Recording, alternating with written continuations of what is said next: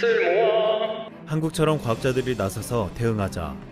미국 뉴욕타임즈가 지난 2일 미국 내 백신에 대한 논란이 예상되자 나온 말이었습니다. 뉴욕타임즈 칼럼니스트 파하드 만주는 백신 기피와 관련해서 한국에서 배울 점이라는 제목의 글에서 코로나 백신을 두고 미국이 또 분열될 우려가 있다며 이같이 말했습니다. 그는 코로나 백신을 미국인들이 과학이 아니라 정체성 문제로 여기게 되는 상황을 가장 걱정했습니다. 특히 트럼프가 정치적인 목적을 가지고 초고속 작전으로 백신을 개발했다는 것에서 불신을 가진 이들이 많다고 했습니다.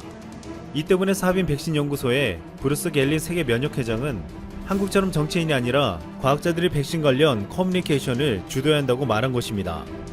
파하드 만주는 한국 보건당국이 일부 유통상 문제로 독신 백신을 불신하는 일이 불거졌을 때 투명하게 조사하고 잘못된 정보를 차단하는 등 잘 대응했다는 평가를 받았다고 말했습니다. 실제로 우리 질병관리청은 독감 백신의 생명을 잃는 이들이 늘어나자 거센 비판과 함께 논란이 커졌는데 모든 사례를 면밀히 검토한 후 모두 사망과 접종과의 인과성이 인정되지 않았다고 발표했습니다. 이 같은 과학적인 증명은 자칫 더욱 커질 뻔한 논란을 잠식시켰습니다. 또한 최근 CNN은 한국은 코로나 상황에서도 수능을 치렀다고 놀라움을 나타냈습니다. 이것은 미국과 영국이 각각 SAT와 A레벨을 취소한 사례와 대비된다고 말했습니다. BBC도 한국은 코로나에도 인생을 바꾸는 시험을 치른다고 보도했고 대입시험 바칼로레아를 취소했던 프랑스도 한국의 수능에 주목했습니다. 최근 백신 승인을 앞두고 있는 미국의 상황은 생각보다 심각한 수준입니다. 미국 내에서는 트럼프 정부의 빠른 백신 개발에 대한 불신을 넘어 음모론까지 퍼지고 있습니다. 가장 대표적인 음모론으로 빌 게이츠가 백신으로 떼돈을 벌려고 일부러 바이러스를 퍼뜨렸다는 것입니다. 그리고 빌 게이츠는 백신으로 전 세계 사람들에게 칩을 이식해 통제할 것이라고 했습니다. 어이없는 말 같지만 놀랍게도 미국 여론조사 기관 유고보가 실시한 설문조사에서 이 음모론을 28%가 믿는 것으로 나타났습니다. 하루 신각진자가 20만 명이 넘게 나오는 미국에서 긴급하게 백신을 승인하려 하지만 이 같은 불신은 새로운 장벽이 되고 있습니다. 그러자 지난 2일 놀라운 기사가 등장했습니다. 미국 TV 생방송에 나와 전임 대통령인 오바마, 부시, 클린턴이 코로나 백신을 공개 접종하겠다는 것이었습니다.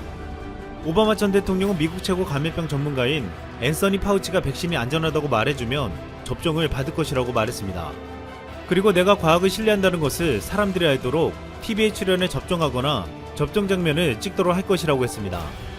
바이든도 파우치가 안전하다면 백신을 맞을 것이라고 말하면서 유임을 원한다고 했습니다.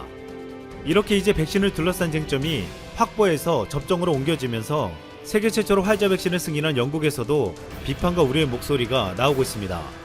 존슨 총리는 백신 승인으로 내년 봄이면 일상 정상화가 가능하다고 큰소리쳤지만 영국 국민들이 정부의 기대대로 대규모 접종에 응할지 의문이 들고 있습니다. 여론조사 업체 유고보는 코로나 백신이 매우 안전하다고 믿는 사람은 영국인 27%에 불과하다고 발표한 바 있습니다. 코로나 종식을 위해서는 인구의 60에서 70%가 백신을 맞고 면역력을 가져야 하는데 이 조사 결과는 턱없이 낮은 수준이었습니다. 시장조사기관 입소스가 지난 10월 8일에서 13일 15개국에서 성인 18,526명을 대상으로 설문조사한 결과를 보면 73%가 코로나 백신을 접종하겠다고 답했습니다. 국가별로는 인도가 87%, 중국이 85%, 한국이 83%, 브라질이 81%, 호주가 79%로 백신 접종에 우호적인 응답률이 높았습니다. 반면 프랑스에서는 54%로 겨우 절반만이 백신 접종에 긍정적이었고 미국, 스페인, 이탈리아에서도 긍정적인 응답이 3분의 2 수준에 머물렀습니다. 이런 가운데 백신 제조사들이 백신 부작용을 책임 못 진다고 말하며 모든 국가에 면책을 요구하고 있다는 사실이 알려졌습니다. 일본은 국가가 전 국민에게 백신을 무료로 접종해주고 부작용이 생기면 정부가 배상해주는 내용의 법안을 통과시켰습니다. 최초로 백신을 승인한 영국 다음에 미국, 캐나다, EU 등도 줄줄이 백신을 승인할 것으로 예상되고 있습니다. 그러면서 우리는 언제 백신을 맞을 수 있는 거냐는 의문이 나오고 있지만 전문가들은 많은 국가들이 서두르고 있는 상황에 대해 우려를 드러내고 있습니다. 미국에서 백신 개발을 총괄하고 있는 몬세프 슬라워는 화이자 모더나 백신 임상실험 참가자 15%에서 부작용이 나타났지만 그런 부작용은 다소 흔한 일이라며 백신의 부작용이 발견됐지만 염려할 수준은 아니라고 말했습니다. 하지만 긴급 사용이 신청된 두 백신이 2개월 이내에 부작용이 발생할 것을 알지만 1, 2년 후에 경험은 없다며 장기 부작용에 대한 우려는 남겨놓았습니다. 전문가들은 보통 백신이 완성되기까지 10년 이상의 시간이 걸리지만 지금 이 기간이 10개월 정도로 단축됐다고 했습니다. 이 때문에 임상시험 중 표본이 적어 통계적 근거가 부족하고 백신의 예방효과 지속시간도 제대로 검증되지 않았다고 했습니다. 이러한 분석은 지금 전세계 국민들이 백신을 우려하는 이유에도 이유가 있다고 말하고 있습니다. 국내에서는 이 점을 면밀하게 고려하고 있으며 실제 국내 공급까지는 최소 4개월 이상이 걸릴 것으로 보고 있습니다. 한국 정부는 미국이나 유럽처럼 확산세가 긴급하지 않기 때문에 백신의 부작용을 살피고 계약 조건, 확보량 등 유리한 조건에서 협상하기 위해 신중한 전략을 취하고 있습니다. 그리고 우리는 백신의 도입은 전략적으로 늦추지만 이를 보완할 수 있는 코로나 치료제에 사활을 걸고 있습니다. 현 시점에서 코로나 치료제는 사태를 안정시킬 수 있는 특효약으로 주목받고 있습니다. 특히 셀트리온, 종근당 등 국내 업체들이 개발 중인 치료제는 이름에 이달 중 접종이 시작될 수 있을 만큼 개발 속도가 빠릅니다. 지난 2일 권기성 셀트리온 연구개발본부장은 인터뷰를 통해 셀트리온 코로나 치료제가 세계 최고 수준으로 자신한다고 말했습니다. 항체 치료제는 감염 가능성이 있는 사람에게 치료제를 투여해 바이러스에 대항할 수 있는 강력한 항체를 만들어주기 때문에 앞으로 경증, 무증상 확진자가 늘어나고 있는 상황에서는 예방 용도로도 기대가 높아지고 있습니다. 게다가 몸에 항체를 넣어주는 방식이기 때문에 백신과 달리 부작용이 낮아 더욱 신뢰를 받을 수 있다고 했습니다. 또한 GC 녹십자는 셀트리온에 비해 덜 주목받았지만 이미 GC 녹십자가 개발한 혈장 치료제는 10건의 치료 목적 사용 승인을 획득하여 의료 현장에서 중증 환자들에게 적용되고 있습니다. 얼마 전 셀트리온이 우리 국민에게는 치료제를 원가에 보급하겠다고 말했는데 GC 녹십자는 더 나아가 코로나 치료제가 완성되면 무료로 제공하겠다고 밝혔습니다. 국민의 생명을 위해서 금전적인 손해를 모두 감내하겠다는 것이었습니다. 최근 한국이 제안한 코로나 진단 검사 기법이 국제표준화기구에서 국제표준으로 제정되었습니다. 한국은 그간 독일과 미국 등 각국 국제표준화기구 기술위원들과 논의를 이끌어왔는데 해당 표준화는 위원 전원 찬성으로 통과한 후 지난 2일 국제표준으로 등록되었습니다.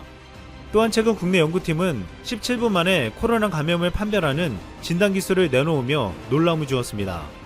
지금 이렇게 한국은 진단검사에서 전세계를 선도해 가고 있습니다. 현재 코로나 확산을 제대로 통제하지 못한 나라들은 한시라도 급히 백신을 도입하려고 하지만 대한민국은 침착하게 대응하고 있습니다. 앞으로 한국 방역의 최대 특징인 빠른 진단과 함께 치료제를 통한 조기 치료까지 더해지면 지금 한국의 감염 확산은 충분히 안정화시킬 수 있을 것으로 보고 있습니다. 권준욱 중앙방역대책본부 부본부장은 2일 브리핑에서 이렇게 말했습니다. 백신이 우리 한국계 미국인 기자가 취재 도중 인종차별 피해를 겪었다. 미국 ABC 뉴스판 김 기자는 14일 자신의 트위터를 통해 한 유대인 남성이 자신에게 폭언과 욕설을 퍼부었다고 전했다. 김 기자는 하루 전 코로나19 취재차 뉴욕 브루클린 소재 유대인 학교를 방문했다. 카메라 앞에서 녹화 중인 그에게 다가온 유대인 남성은 내가 방금 코로나에 감염됐다. 이리와 코로나 좀 줄게라며 비아냥거렸다. 마스크는 쓰지 않은 상태였다. 문제의 유대인 남성은 김 기자를 칭키라 부르며 조롱하기도 했다. 눈 찢어진 사람이라는 뜻의 칭키는 동양인을 비하하는 은어다. 유대인은 최소 7번에 걸쳐 칭키라는 단어를 입에 올렸다. 인종차별이라는 지적에는 자유국가에서 못할 말이 없다고 답했다. 홀로코스트와 같은 차별과 박해, 혐오의 아픈 역사를 겪은 유대인이 도리어 인종차별을 행한 셈이다. 김 기자는 자신을 유대인이라고 밝힌 남자는 중국인에 대한 적개심이 상당했다며 나는 미국에서 나고 자란 한국계라고 덧붙였다. 김 기자가 인종차별을 당하는 장면은 이날 뉴스로 고스란히 전파를 타고 나갔다. 논란이 일자 대만계 미국인인 민주당 그레이스 멍하원 의원은 역겨운 단어다. 차별을 호소하며 도리어 차별을 행하는 것은 결코 해결책이 될 수 없다고 비난했다. 최근 코로나19 집단 발병이 계속되면서 뉴욕주는 지난 8일 학교와 필수 사업장, 전 본문을 닫게 하고 종교시설 모임 인원을 10명 이내로 제한했다.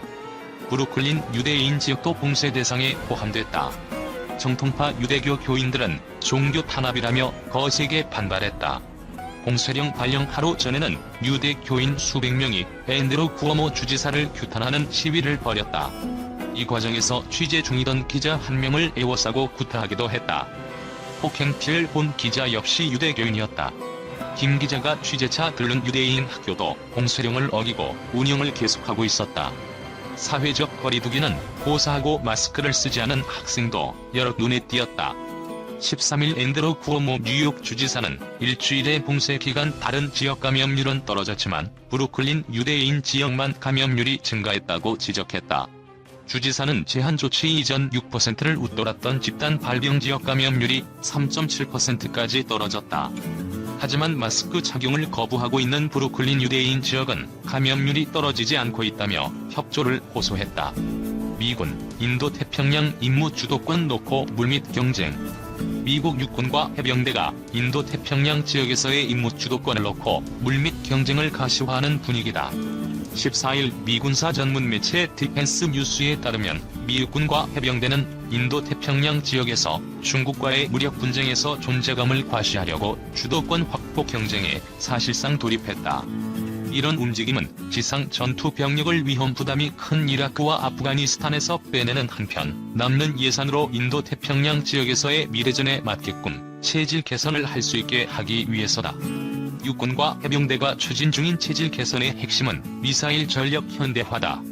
장거리 미사일과 대한미사일을 실전 배치해 중국의 표적을 제1, 2도련선 내에서 대응하겠다는 전략이다. 도련선은 중국이 지난 1980년대 설정한 태평양상의 섬을 사슬처럼 잇는 해상방어선. 이 가운데 제1도련선은 오키나와에서 타이완, 필리핀에서 보르네오로, 제2도련선은 오가사와라괌에서 사이판에서 파푸아뉴기니로 각각 연결된다. 육군과 해병대는 분쟁 상황 시 긴급 대응력을 갖추기 위해 물자, 장비 그리고 병력을 사전 배치하는 방안을 오랫동안 검토해왔다. 또 노화된 장비를 폐기해 필요한 장비를 현대화하는 쪽으로 예산을 배정하는 방안도 논의해왔다. 예전에는 미국의 장거리 타격 전력은 항공모함, 핵잠수함, 수상함, 지상 배치 전투기와 폭격기 등을 운영하는 해군과 공군 영역이었다. 그러나 중거리 핵 전략 조약이 사실상 무력화하면서 인도 태평양 지역에서 중국의 군사력에 맞설 수 있는 대응 전력의 하나로 지상 발사 중거리 미사일 전력이 현실로 떠올랐다. 더구나 이 지역을 관할하는 미 태평양 사령부는 INF가 중국에 일방적으로 유리한 조건을 제공하고 있다면서 불만을 표출해왔다. 이에 육군과 해병대는 장거리 미사일과 대한미사일 전력 확보에 매달리게 된 실정이다. 그러나 이에 대한 국방부의 기대치는 다르다. 예산 상황이 좋지 않은 마당에서는 예산 대비 효율성이 좋은 전략 구상에 관심을 가질 것이기 때문이다. 일각에서는 중국의 군사 골기가 큰 골칫거리이기 때문에 육군과 해병대의 임무가 더 늘어날 것이고 그러려면 예산 배정도 우선시되어야 한다는 주장도 존재한다. 데이비드 버거 해병대 사령관은 해병대의 경량화를 강조한다. 둔탁한 몸집 대신 기동성이 뛰어난 해상 투사 병력으로 탈바꿈해 남중국 해와 동중국 해에서 중국에 맞서는 게 필요하다며 이를 위해서는 모든 역량을 동원할 것이라고 밝혔다. 버거 사령관은 구체적인 실천 방안으로 전차 중심에서 탈피하고 로켓 포대 수를 16개에서 5개로 줄이는 게 필요하다고 주장했다. 이를 통해 해병대는 이동식 로켓 포대 수를 기존의 7개에서 21개로 증강한다는 계획이다. 또 해군이 운영 중인 노르웨이제 신형 대한미사일과 토마호크 순항 미사일을 확보해 지상에서도 중국 함정을 위협할 수 있도록 하겠다는 구상이다. 반면 육군은 장거리 정밀 타격 미사일 전력 현대화를 우선 과제로 선정했다. 육군은 육상에서도 함정을 타격할 수 있는 사거리 550km의 정밀 타격 미사일을 오는 2023년에 배치하는 데 주력하고 있다. TSM은 신형 탐지기를 부착하면 사거리를 750km까지 확대할 수 있는 것으로 알려졌다. 이와 함께 이동식 발사대를 통해 발사할 수 있는 장거리 초음속 무기 포대를 오는 2023년에 실전 배치한다는 계획이다. 앞서 지난 8월 제임스 매콘빌 육군 참모총장은 장거리 정밀화력 확보가 최우선 과제라면서 동시에 초음속 무기 전력도 개발 중이라고 밝혔다. 매콘빌 총장은 이어 이런 차세대 전력 실전 배치를 위해 기존 전력 부분을 대폭 축소하겠다고 강조했다. 해병대 예비역 출신인 다코타 우드 헤리티지 재단 연구원은 육군이 태평양 지역 차세대 전력 강화를 추진하는 것은 맞지만 반드시 해병대의 임무까지 뺏으려는 시도와는 거리가 있는 것 같다고 지적했다. 한마디로 주도권 경쟁이라는 시각은 너무 나갔다는 주장이다. 반면 데이비드 둘란 미첼 연구소 소장은 장거리 타격 전력을 확보하려는 육군의 시도는 공군의 영역을 침범하는 처사나 마찬가지라고 비판했다. 전략국제문제연구소 소속 미사일 전문가인 톰 카라토는 육군과 해병대의 새로운 구상이 비판의 대상이 아니라 보완제 역할을 할 것이라고 지적했다. 존 하이트